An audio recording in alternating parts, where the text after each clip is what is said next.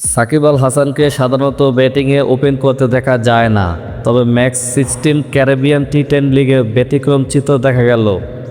ওপেনিংয়ে নেমে ঝড় তোলেন এই অভিজ্ঞ অলরাউন্ডার। তার অলরাউন্ড নৈপুণ্যের জয় তুলে নিয়েছে মায়ামি ব্লেজ।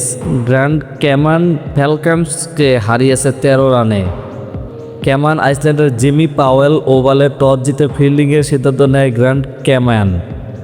ব্যাটিংয়ে নেমে প্রথম ওভারে ওপেনার শিবাতশ গোস্বামীকে হারালেও সাকিব চালিয়ে যান মারমুখী ব্যাটিং। মাত্র 11 বলে 29 রানের ঝড়ো ইনিংস খেলেন তিনি, মারেন 3টি 4 ও 2টি ছক্কা। তার স্ট্রাইক রেট ছিল 263.63, যা ছিল ইনিংসের সেরা। 3-এ নেমে অ্যাঞ্জেলো পেরেরা খেলেন 22 বলে 45 রানের কার্যকর ইনিংস। তার ব্যাট থেকে আসে 5টি 4 ও 2টি ছক্কা।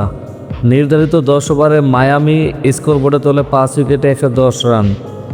ফ্যালকনসের হয়ে ঋষি ধাওয়ান ও জ্যাক জার্ভিস 2টি করে উইকেট নেন।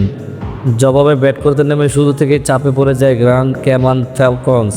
10 ওভার 8 উইকেটে তারা করে 97 রান। সর্বোচ্চ 25 রান করেন চিরাগ গান্ধী। সাকিব 2 ওভারে দেন 19 রান, তুলে নেন 1 উইকেট।